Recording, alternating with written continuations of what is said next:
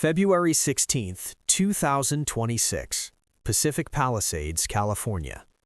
The press conference ahead of the Genesis Invitational was supposed to be about Tiger Woods, about his body, about whether he'd ever play again. Then someone asked about a 40-year-old man on the other side of the world who had just done something nobody thought possible. Tiger leaned into the microphone, and for the next 5 minutes, he didn't talk about himself. He talked about a kid he once battled at Congressional, a talent so pure it made him smile just to remember. A man who had hit rock bottom, stared into the abyss, and somehow found his way back. When Tiger finished, the room was silent, and across the ocean, LIV golf players were watching, listening, crying. Subscribe for the full story of the emotional moment that united golf's divided world. Before the disappearances, before the demons, before the 12 years of silence, Anthony Kim was simply the most exciting young player in golf. Tiger Woods remembered that kid, and on Tuesday at Riviera, he painted a picture that transported everyone back 2 decades. "This kid hit it so good," Woods said, a smile creeping across his face. "He was on an unbelievable run when he won at Charlotte, and we played against each other at Congressional. He played unbelievable at the 2008 Ryder Cup. He had so much natural talent. He could hit any shot he wanted." The memories came flooding back. Kim's first PGA Tour victory at Quail Hollow in 2008, a 5-shot demolition of Ben Curtis that announced his arrival. His second win just 4 starts later at the AT&T National, making him the first American under 25 to win twice in a season since Woods himself. The 2008 Ryder Cup, where the 22-year-old rookie needed only 14 holes to destroy Sergio Garcia in Sunday singles, and famously walked off to the 15th tee without realizing the match was already over. Kim reached as high as number 6 in the world. He set a Masters record with 11 birdies in a single round. He had swagger. He wore giant belt buckles. He partied until dawn in San Francisco before the President's Cup and still won his match in 15 holes. He was everything golf wanted its next star to be. And then he vanished. "It's a story in which you just have to wrap your heart around it because of the struggles," Woods said. The golf world didn't know what happened to Anthony Kim. Not really. They saw him withdraw from 3 consecutive events in 2012, including the site of 2 of his 3 PGA Tour wins. They watched him walk out of a scoring trailer at Quail Hollow, put his clubs in the trunk and drive away. Then, nothing. For 12 years. What they didn't know was the battle happening in the dark. Kim has since spoken openly about his struggles with drug and alcohol addiction, so severe that he considers it a minor miracle he is still alive. He battled dark demons and suicidal thoughts, while the golf world speculated about where he'd gone.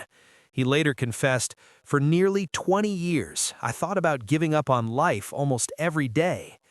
The turning point came unexpectedly. His wife Emily, who knew nothing about golf, wanted to learn the game. By teaching her, Kim rediscovered the passion he had lost.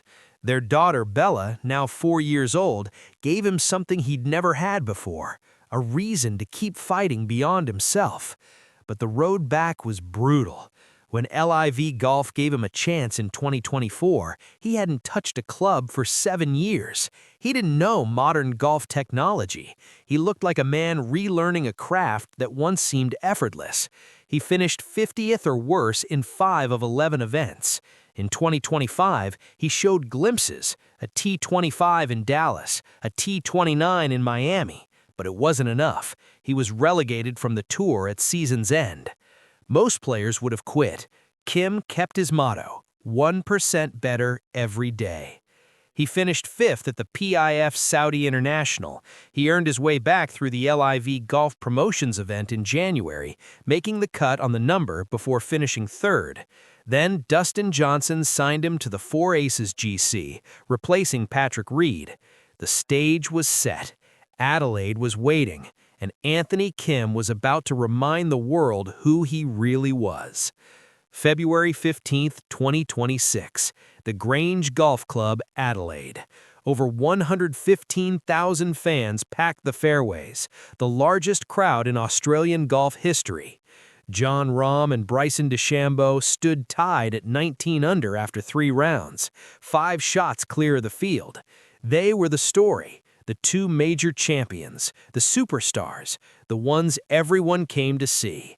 Anthony Kim at 14 under was an afterthought. Kim didn't care. He had his own plan. He started the final round with birdies at the 4th, 5th, 7th, and 9th holes. The crowd began to notice. On the back 9, he caught fire.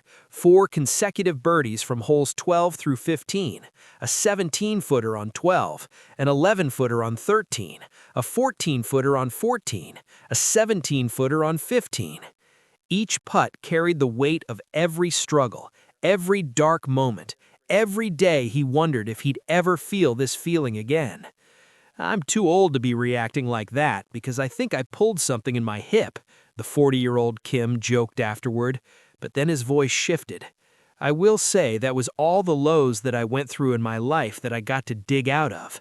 Every putt that went in, I felt the struggle, and I was overcoming it. It was therapeutic out there to fight through it and come out on top." When his final putt dropped, a bogey-free 63, 9 birdies, 23 under for the tournament, the celebration began. Thousands followed him up the 18th fairway. His daughter Bella raced onto the green and into his arms. His wife Emily watched from the crowd, tears streaming down her face. "I really don't know what to say right now," Anthony Kim admitted. "I knew this was going to happen, but for it to actually happen is pretty insane." The $4 million winner's check was the largest of his career, nearly matching the $4.6 million he earned in his best full season on the PGA Tour. But the money was the smallest part of the story. To be able to share this moment, even though Bella won't understand it, one day she will, and for her to be able to run on the green and see her dad isn't a loser, was one of the most special moments of my life, Kim said. 2 days later, Tiger Woods sat before the media at the Genesis Invitational. He was supposed to talk about his own return, his own struggles, but the first question turned to Anthony Kim. Tiger leaned in, and for the next 5 minutes, he didn't talk about himself. Then to see him struggle in life and didn't really want to play golf, didn't really want to be part of golf, and for him to come all the way back, and for him to win, and to be as devoted as he is to his family, it's a story in which you just have to wrap your heart around it because of the struggles, Woods said. The phrase hit like a thunderbolt, wrap your heart around it. In 7 words, Tiger captured something that stats and highlights never could. "We can all relate to struggles," he continued. "We all struggle in life. The longer it goes, the more tough times you've had. But for him to fight through it, and for Anthony to get to where he's gotten to, from the low that he was in, is something that, as I said, you have to just wrap your heart around it. For a man who has spent his entire career guarded, measured, careful, these words were a revelation. Tiger Woods, who knows something about comebacks, about public humiliation, about fighting back from the brink, was seeing himself in Anthony Kim's journey. He had so much natural talent. He could hit any shot he wanted, Woods added, the nostalgia evident in his voice. The moment wasn't just nostalgia, it was a benediction, from the greatest golfer of all time to the man who once seemed destined to chase him. Across the ocean, LIV golf players watched Tiger's words ripple through social media, and something unexpected happened. They cried. Mark Leishman, who witnessed Kim's peak years during his own rookie season on the PGA Tour, had already offered the most profound perspective. It's an unbelievable story. The place he got to and how close he was to not being here.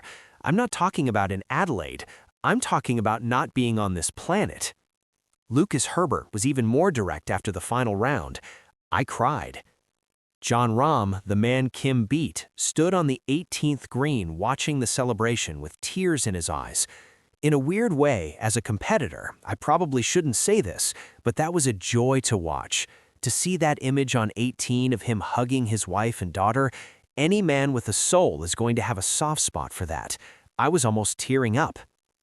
Cameron Smith, captain of the All-Australian Ripper GC, remembered playing with Kim during his first round back in Saudi Arabia. It was scrappy to say the least, and I was very skeptical at the start.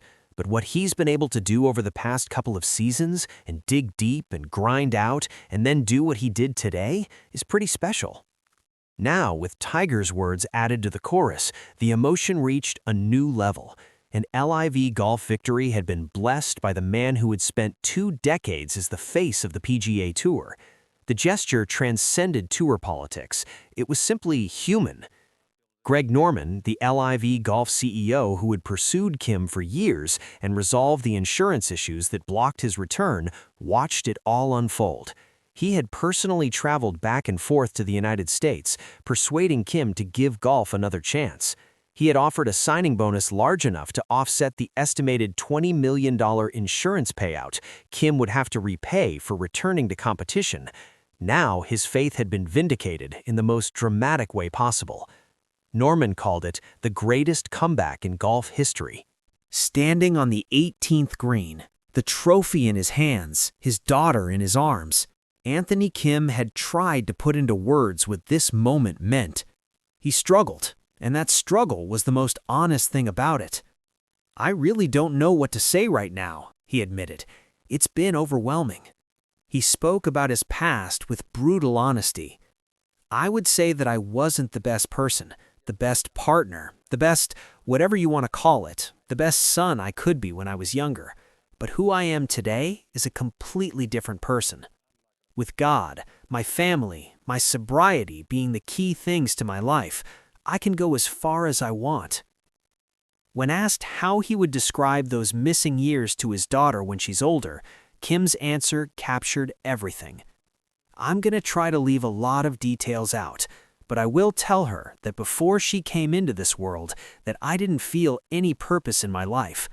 Whether you have a lot of money, whether you have a lot of success in your life, you still can feel lonely and feel like the world is against you. And that's in your own mind, because I had a lot of people rooting for me. But I just want her to know that no matter how bad your day is, if you keep fighting, you never lose."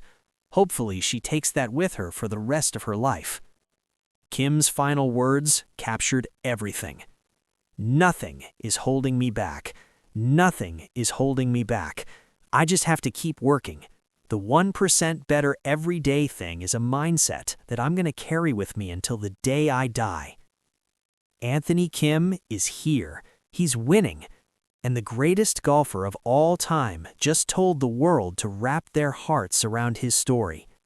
For anyone who's ever struggled, ever doubted, ever wondered if tomorrow was worth waking up for, that's the message. You can get through anything. For more stories of redemption, resilience, and the moments that make sports unforgettable, subscribe and hit the notification bell.